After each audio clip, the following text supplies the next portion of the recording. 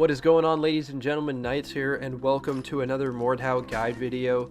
Today we're going to be discussing various strategies that you can implement into your own ranked duel gameplay, and hopefully it will help you win some more games and ultimately become a better player that has a greater understanding of the core mechanics of the game. So I don't have word for word descriptions matching gameplay, but hopefully the gameplay in the background can be resemblant of what I'm discussing with you guys. And no, it's not perfect gameplay. I make some mistakes, so you can see what mistakes I made and how that kind of contradicts with what I'm saying, and that's something that I need to work on myself. But that being said, I wanted to discuss what I've come to the understanding of that will help you become a better player, and that has helped me become a better player as well.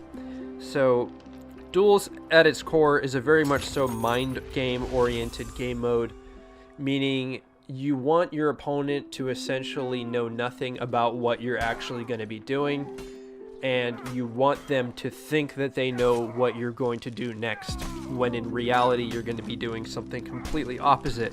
So there's a lot of psychology and reverse psychology tactics implemented, and a lot of it is like 200 IQ, some of it's luck, but most of the game does take some level of skill and reading your opponent. So mind games is a core factor, and understanding that that's a big factor will ultimately help you become a better player.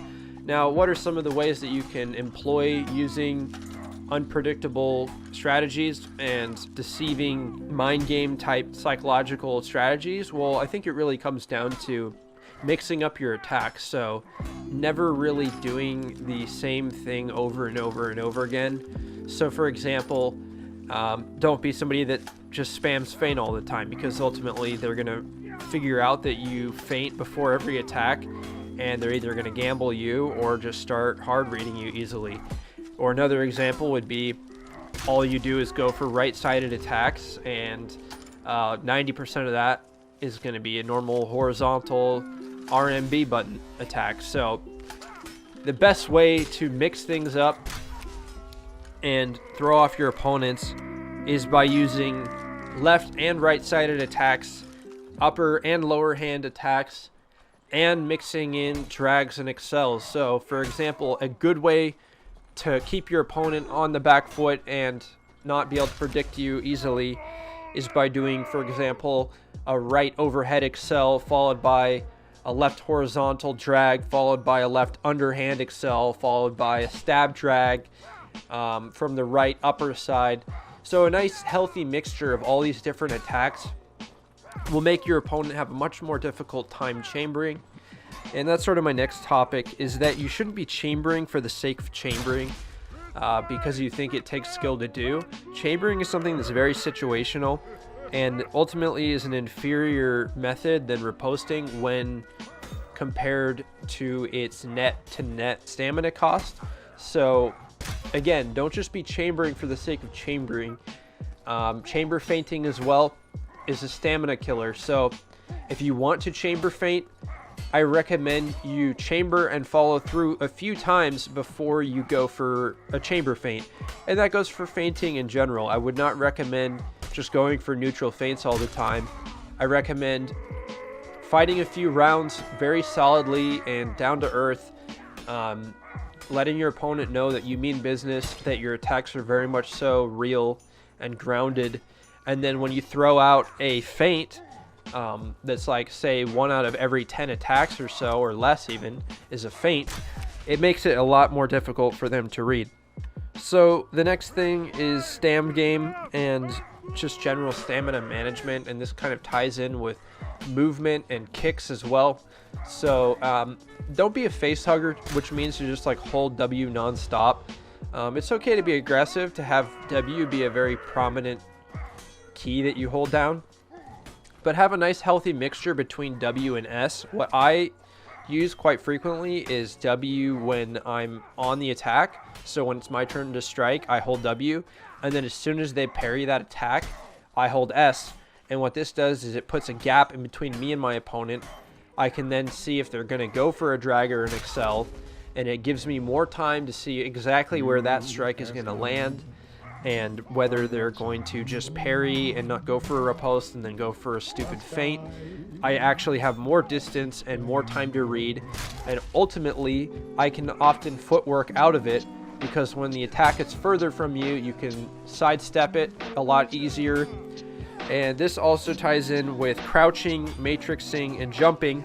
Now jumping is a little riskier, but it does work out at the high level quite often. And this can ultimately win you the stamina if they miss an attack and you land an attack and jump. Along with crouching and matrixing, in case you're unfamiliar with matrixing, it's leaning backwards and looking upward and crouching at the same time. And you can do this while going for chambers. And a lot of time you'll either chamber them and land the strike, or they'll just feint instead and you'll win. So that's where chambers really excel, is to counter feinting. So when you run up against a feint spammer, know that chambers is your friend, but don't abuse chambers, because they aren't going to win your stam, and stamina is very important right now.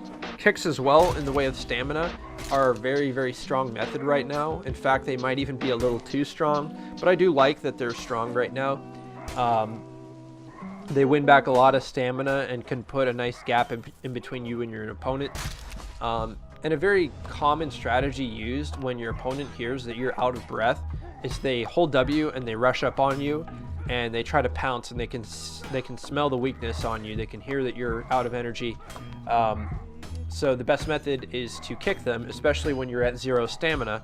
But something that I'd also like to stress is that don't be afraid to kick preemptively. So as soon as you start to get out of breath, your opponent will likely start holding W, and as soon as you start to get under 20 stamina or so, just go for a kick, because it might be a little less predictable. Because when you're at 0 stamina and you go for a kick, a lot of your opponents will trick you into thinking they're going to face hug, and then they back off at the last second, and then you miss the kick, and then you're dead. Don't overwork yourself. Don't be a spinner boy. Don't be trying to wiggle your camera around a ton. Think about it like this. Anytime you run into an opponent that's fidgeting out and overly spamming their animations and movements, know that it's just as disorienting, if not more disorienting, for them than it is for you. Same with somebody that's like doing some like crazy 360s and going for really absurd drags and excels. You can easily overwork yourself. So what I'd recommend is you be a down-to-earth player. Don't overdo your animations. Be very stable. Try to keep your camera as stable as possible. Be very consistent.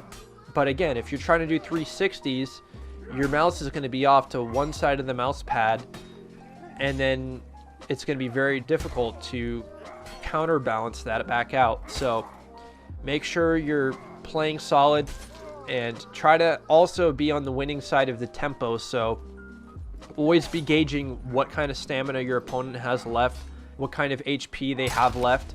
My last pointer is, if you're going up against a shield, a couple really good weapons are the Battle Axe and Bardiche, and my personal favorite build is the Rusty Pitchfork with Peasant and Dodge and 0 armor. This makes you way faster than shield players, and you can basically just parry to riposte stab, and you're going to win out on stamina every time.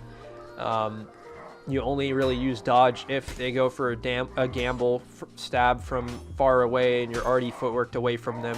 You can just dodge even more just to be certain, and then go for a stab after they've missed, and you hit them 9 out of 10 times. It's really good hard counter against shields. So don't take ranked too seriously, you guys. I hope you have fun with it. I hope you use it to improve your play.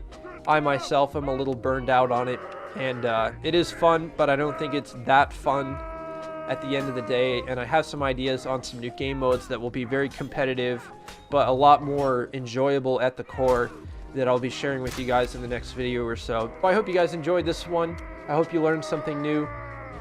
If there's something that you wanted to ask about other offensive and defensive techniques in the comments below, I'd be happy to respond to you about that.